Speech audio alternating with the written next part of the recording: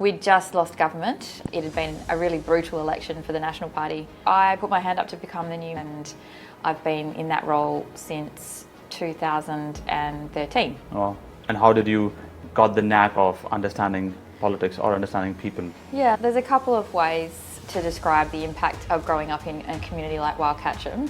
Could you talk more broadly on your broader views on economic policies and economic reform, and from a country point of view? And the reality is that there's big policy levers that get pulled at that macroeconomic level that may well take some time to flow through to the supermarket shelves. What do you see that engine, the bureaucracy versus the political engine? Which one drives who? It's all Who part drives of, who? it's all part of the delightful mix of politics in Australia. And what's the pathway from here to be Deputy Prime Minister? Got to get elected first.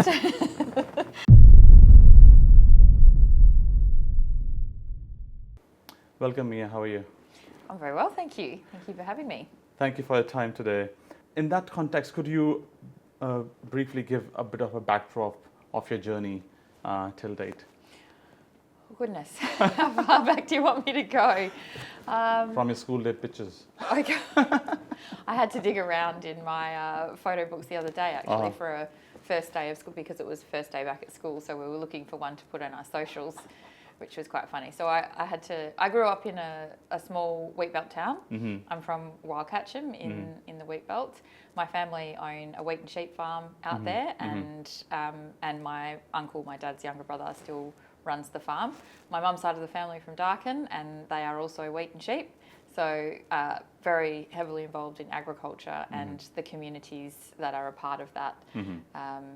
I went to primary school in Wiley. I finished my schooling in Perth at boarding school, and then with the intent of going and being a vet. I wanted to be a vet, study at Murdoch University. Halfway through the first year of university, changed my mind and did a marketing and communications degree. Had no idea what I was going to do with that, and took off and travelled overseas for a couple of years before coming back, and I got a job working for Max Trenorden, who was the leader of the National Party at the time, and it was 2002. We'd just lost government.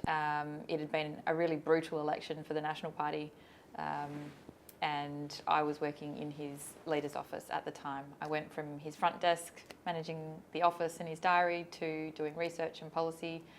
I worked for Brendan Grills when he became the leader. I then went and worked for the Chamber of Minerals and Energy, and was their executive officer for the Northwest. So I spent a lot of time with those companies and in the Pilbara with those communities, and then came back and ran the state election campaign for the 2008 election, which was a really significant one for the Nationals. And in doing so, actually got myself elected. So it wasn't the intent. I was third on the ticket in the upper house. And it was just such a successful election for us in both the lower house, in the sense that we won the balance of power and were able to form government, but we also had significant numbers in the upper house, and that's where my parliamentary journey started. I did 4 years in the upper house, and then Brendan made the decision to move and contest the Pilbara seat. And I put my hand up to become the new member for Central Wheatbelt, and I've been in that role since 2013. Oh. And along the journey had the opportunity to take on some leadership roles within the party organisation, became the deputy leader, then a minister in the Barnett and Grills government, and had the privilege of being water and forestry and sport and recreation minister. And then when we came to opposition in 2017, became the leader of the party and held that role for 4 years in opposition, and then the next 2 years after the 2021 election, which saw us become opposition officially, was the leader of the opposition, and then made the decision to step out of politics at this coming state election. And as luck would have it, or fate, I'm not sure which quite yet, there's a newly created federal electorate that encompasses some of my current state electorate, and that federal electorate is Bullwinkle, and I've put my hand up to contest that at the next federal election. So it's been quite a journey. Congrats. There you go. There's the way to go of Mia Davies. That's a good summary and fairly quick summary. I've not heard that quick summary for long. Could I, from a mindset of born and raised in a farming family, and how does politics sit well there? Or is that, and how did you got the knack of understanding politics or understanding people? Yeah, there's a couple of ways to describe the impact of growing up in a community like Wildcatcham. One is that I was surrounded by leadership every day. So in those small towns, you really have to volunteer, step up and be a part of the organisation to make things happen for your community. And in that sense, I saw, my dad was on every sporting organisation, either as the president or a volunteer. My mum was a teacher at the school. My neighbour volunteered with St John's Ambulance. Our friends were involved with making sure that we had an annual fair that we could go and celebrate as a town.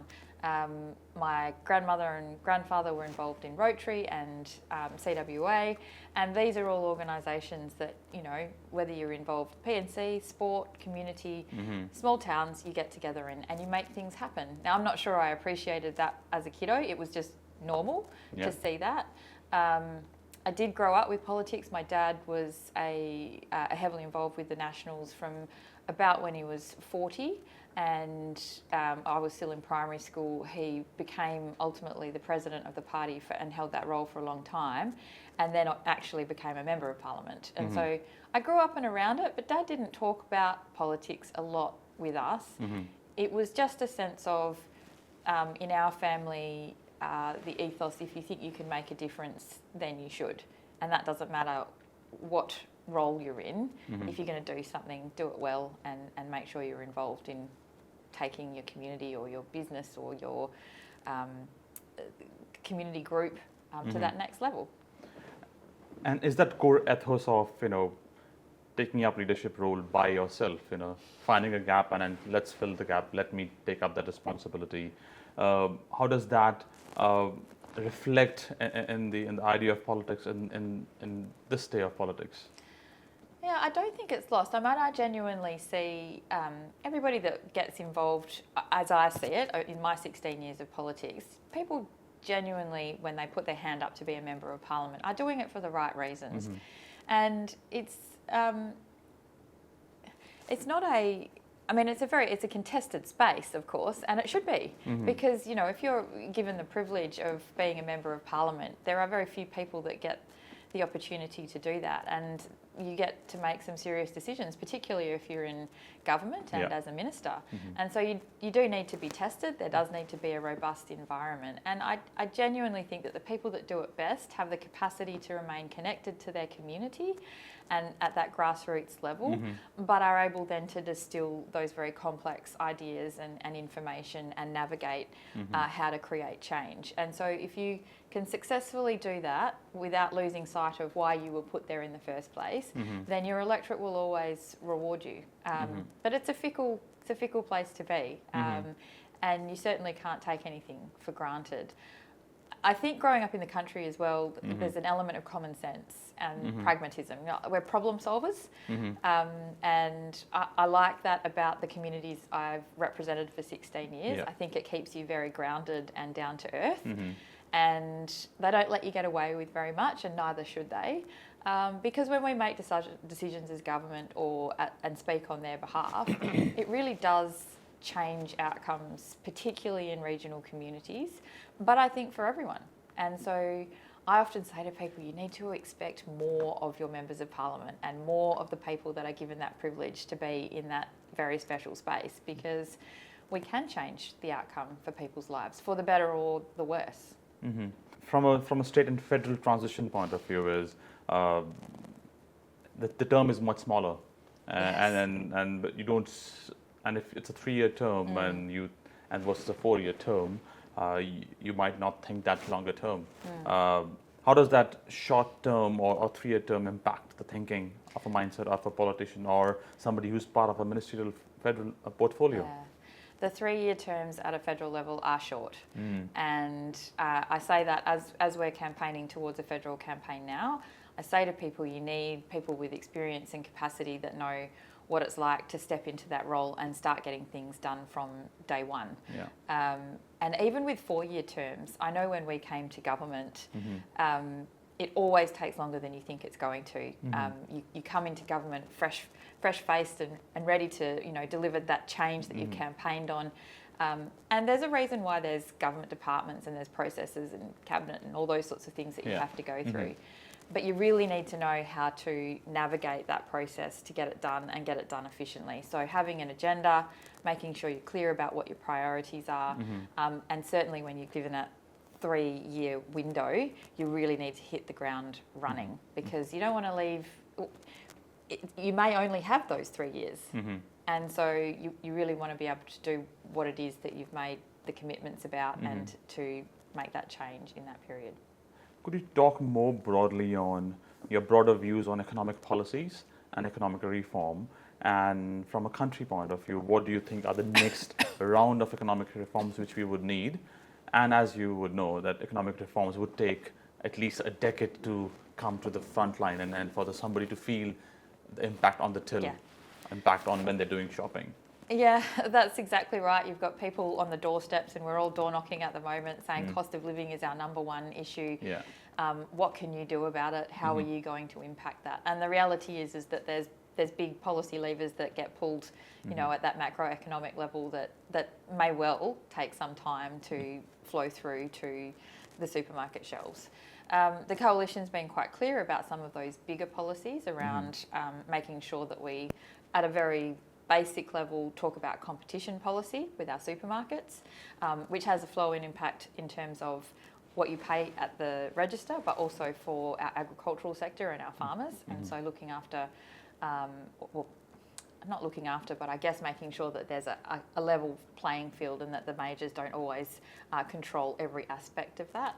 I think you also need to have a view to, and it's a philosophical thing as well. How do you choose to engage with the public service? What are the kinds of things that you're going to prioritise when you're in government? Is it infrastructure build that will assist in driving another dollar, creating another job? Or is it something that is filling a gap but will cost the taxpayer down the track? And the Nationals' philosophy, very much about how do we invest to make sure small business and businesses can thrive, because it's businesses that create jobs, not governments. Yeah. We are there as enablers. But we also come from a background where it's much harder to do business, particularly in regional areas. You're remote, the geography of the state and our nation. There are some impediments to actually getting some of those bigger projects that we know drive better outcomes. And the Nationals have never been a leave it to the market to solve every problem, because if we did that, our small population or our remoteness or the challenges of doing business in some of those areas would simply mean projects never saw the light of day. So you've got to get those basic settings right as well, and not be afraid to, in some cases, intervene and provide enabling infrastructure or make sure that some of those projects have the capacity or the right settings to get up and running. But we very much sit on that side of how do we allow and enable businesses to thrive while making sure that we don't leave anyone behind. So it's not a pure economic rationalist view of the world, because it doesn't work in our part of the world. And the historical nature of the Nationals is that we traditionally look after those regional communities. Obviously, this election, we're putting our brand into the metropolitan area as well. And we think that works. We think, in Western Australia, we feel remote from Canberra. We feel remote from those decision makers who don't necessarily understand what are those levers that you need to pull to create wealth.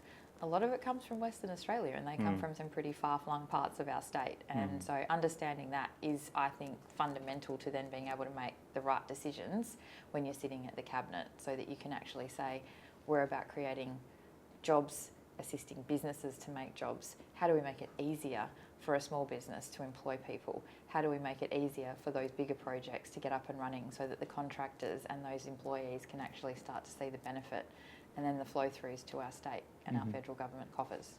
And on the spectrum of economic policy, one is pure free markets and one is protectionist markets, or controlled or closed markets. And for some part of sectors. Some sectors we are working on protectionism, or some sectors we are Yeah. working on free markets purely.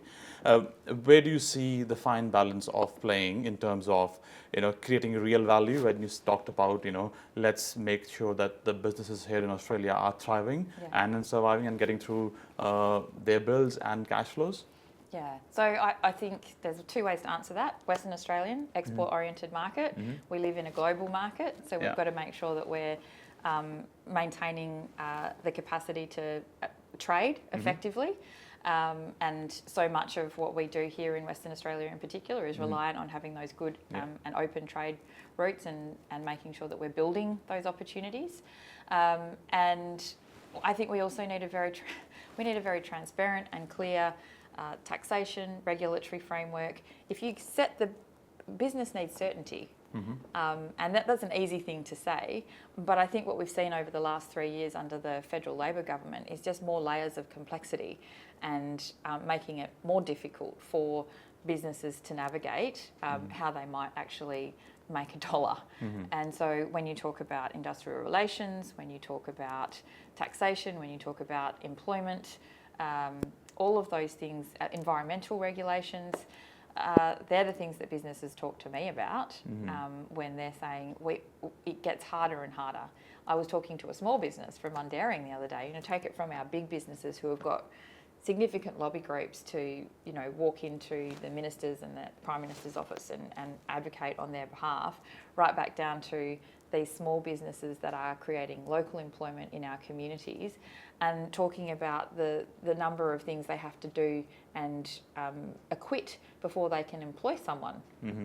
It's remarkably complex and only the very best of them make it through, and we want more people to be able to do that, not less. And so you speak in broad brush when you get to this level, but the reality is you need to go and sit down with businesses and industry and say, what are the settings that we can put in place to make you the most effective and get that balance right? I think the balance has swung away from making sure that we are looking after that in an Australian context. And certainly the business community tells me that in Western Australia. Because Central Wheat Belt and broadly WA, we have a lot of agrarian industries or primary industries. What do you see, what's your initial assessment of the status of the primary industries, and what do you see, what kind of reforms do they need?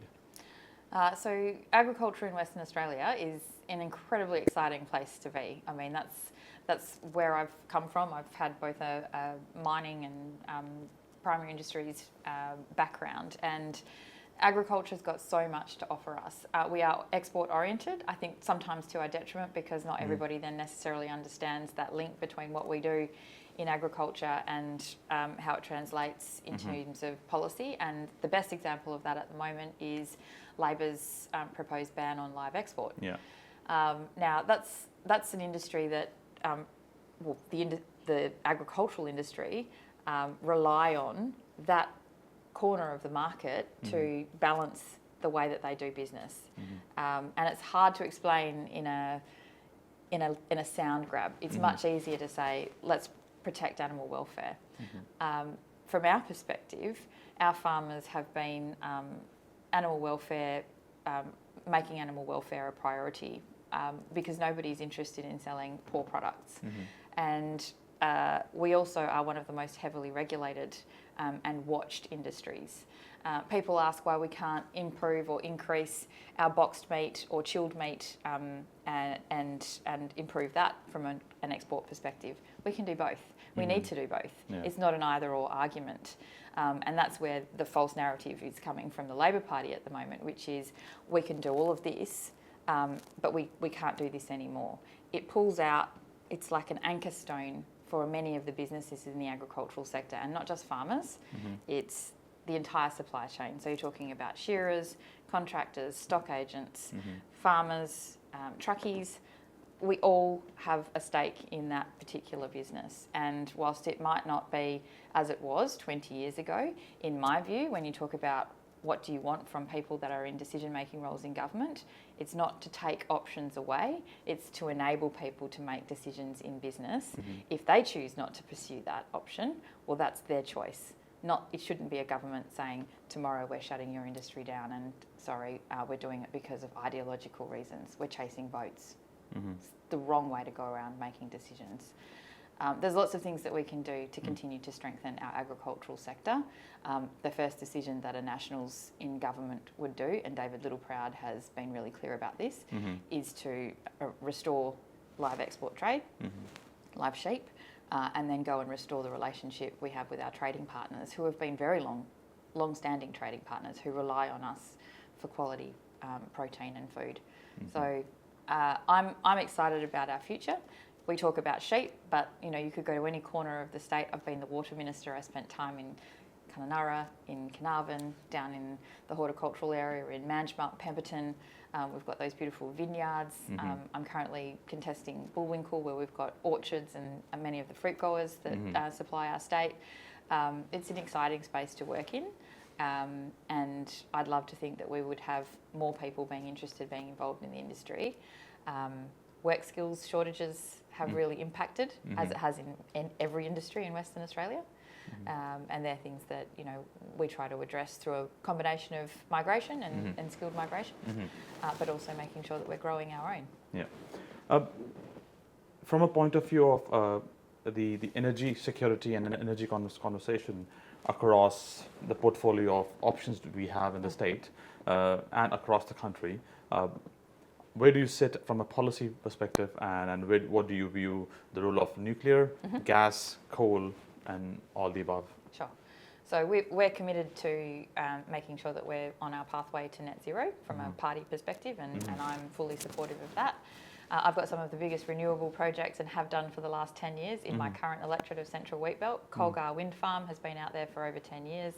I've got solar projects.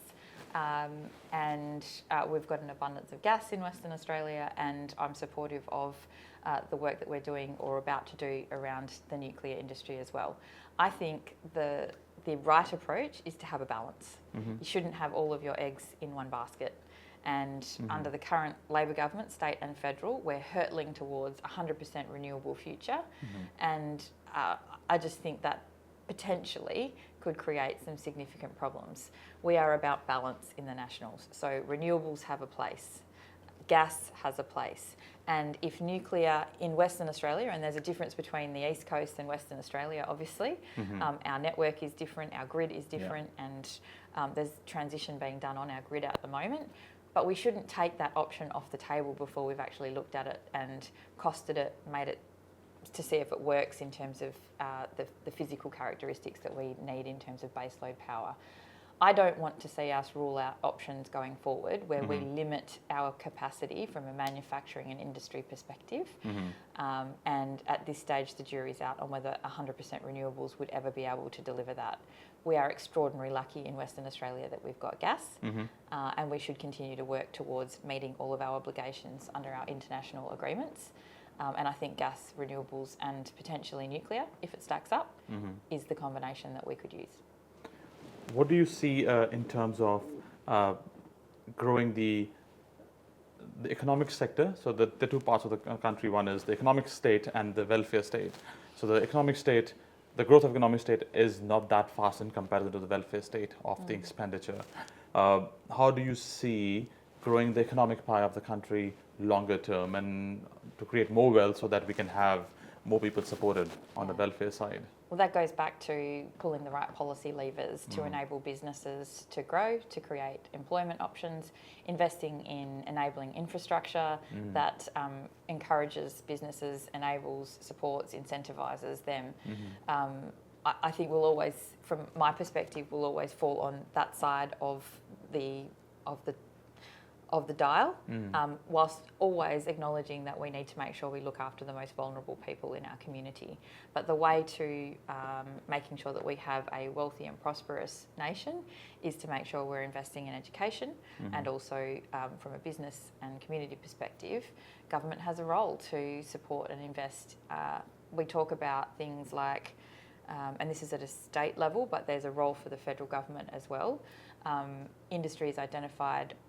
There's 9 strategic, don't quote me on the number, but there's a number of strategic industrial estates that have been identified. around the state, where downstream processing is something that we've long held as something we should be doing. We shouldn't just be a dig it up and ship it out country, right? Yeah. But the reality of getting those projects over the line means that there does need to be investment in enabling infrastructure, so power, water, land assembly, those sorts of things. That is a role that government can play that then enables businesses to do what they do best, which is to innovate and create, attract incentives and capital, and grow the economy for everyone.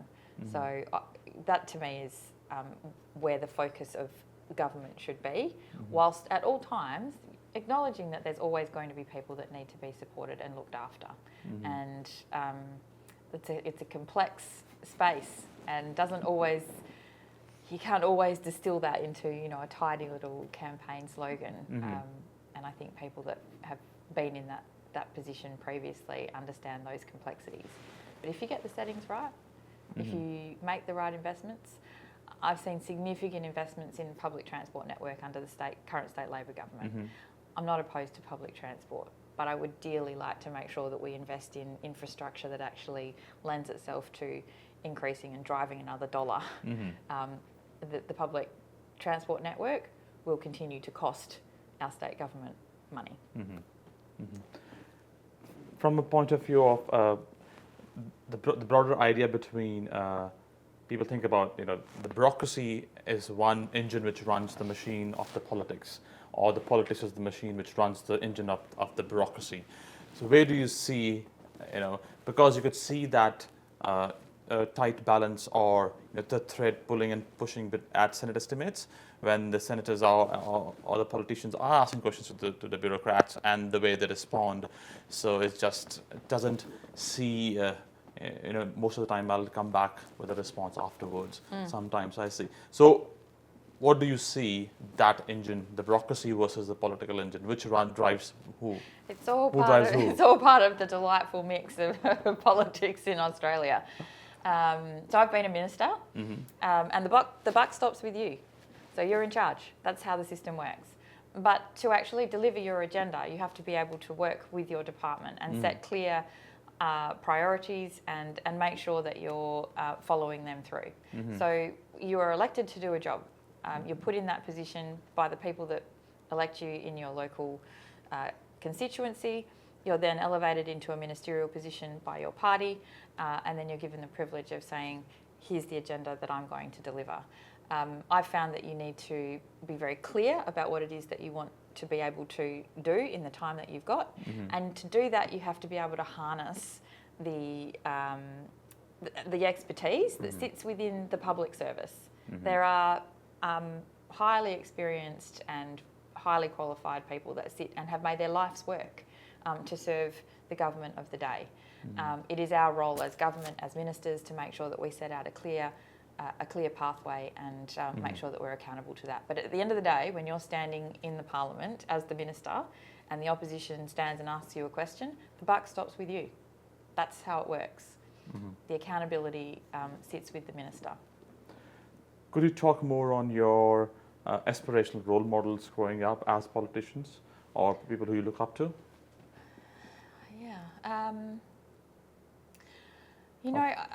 Or the philosopher. Anybody. I get asked that a lot. I'm genuinely inspired by people that overcome great difficulty to do even some of the most normal things. And so I can't point to individuals. Probably if I'd thought about it, I'll be able to come up with some names. But politically, I'm not sure, as I was growing up, certainly one of the people that I have most thoroughly enjoyed working with and that really made me think about wanting to stay involved in politics, because I loved the way he thought about what our role was in the community, was Brendan Grills. So Brendan had just been elected as a member when I first came back from travelling and uni and got involved with the party as a young adult. And closer to my age, I guess, than some of the sitting members at the time. They were all wonderful people, Max Norden, Terry Waldron, Ross Ainsworth. I mean, I'm very good friends with them all. But Brendan was young and expansive in his thinking, really passionate about making sure that people thought differently about how politics could be done. And I really liked the fact that you had someone who was prepared to challenge some of the traditional ways of doing things while paying homage to traditions and our party, who's 100 years old, and people that have made such a huge contribution. So, a huge contribution to building our nation. And wasn't scared to, take on some really big issues. And so that to me sort of set a tone for how I wanted to be a Member of Parliament. Now, you can never, I'm not Brendan, obviously, but always in the back of my mind, think about how we can do this differently. Think about how we can ask the electorate to engage differently. Think about how we can change people's perception of engaging in politics, because it does change people's lives. He was very influential on how I like to approach public life. Behind the scenes, we had a fellow called Doug Cunningham, who'd been with the organisation for some time, journalist, and a very stable, steady hand. And you've got to be able to navigate those pathways as well as every other, and the media in particular. It's a pretty important part of the job. And Doug was one of the most patient people I've ever met and learned from. Never had always had a moment for you. You could wander in as a young person involved in politics and say, I don't understand why we're doing this. Can you explain to me the background, the history? And he was just so generous and a very clever, funny and insightful person. My dad just, grew up around politics, but just incredibly patient, engaged with people probably when they were their most vulnerable. I knew him not as a politician, but as someone that had worked with industries that were in distress or in significant change. So the rock lobster industry went through some really significant changes as they moved and transitioned into a quota system, which caused enormous grief and challenges. He was part of helping to assist them transition through that. In our part of the world, when drought hits, people find themselves in extraordinary circumstances, and he was quite often called on by both sides of government to become a person that managed some of those community and government relations as we navigated natural disasters. His patience and compassion, he was a far more patient person than I am, and I could only hope to have as much. People that I see overcoming challenges to make a difference for ordinary people. And that to me is inspirational. And what's the pathway from here to be Deputy Prime Minister? Got to get elected first. It's good to have aspiration, is what I would say. And if you'd asked me 16 years ago if I'd ever had the confidence or the experience, or that I'd be in a position where I would feel comfortable to stand in front of a room full of people and say, I'm running for Bullwinkle, I have aspirations to be the Deputy Prime Minister of Australia, and these are the reasons why, I probably would have laughed at you. And that's the right thing, because you should grow and learn in these roles. The pathway to being Deputy Prime Minister is not power for power's sake. It's because I know, having been in the system previously, that when you are sitting in those very senior roles, you have your best opportunity to actually create change and have an influence over decisions that will impact the people that you care deeply about, the communities that you love, and the state and the nation's future. And so I have an abhorrence for people that pursue power for power's sake. It shouldn't be like that in politics or anything. It's about how do you put yourself in a position to actually create change for others. And along the way, it's been an enormous privilege to become, and I grew into it, become a role model for women. I certainly didn't think about it, I don't think, when I first was elected. I was simply trying to prove that I was good enough to do the job. Along the way, actually being open and honest enough about some of the challenges that I'd faced and what are the things that I thought needed to be changed, and sharing that story. I've had many people say that that's helped them take that first step in wanting to add their voice to the discussion, and we need that balance. and we need those voices. And that's why I say to people, it's scary at times, it's nerve-wracking, and it can be the most exhilarating thing you do. But pushing yourself out of your comfort zone and taking on those roles in whatever field you're in can ultimately change things for the better for a whole raft of people, not just yourself. So it's exciting. Thank you. Thank you for your time. Thank you.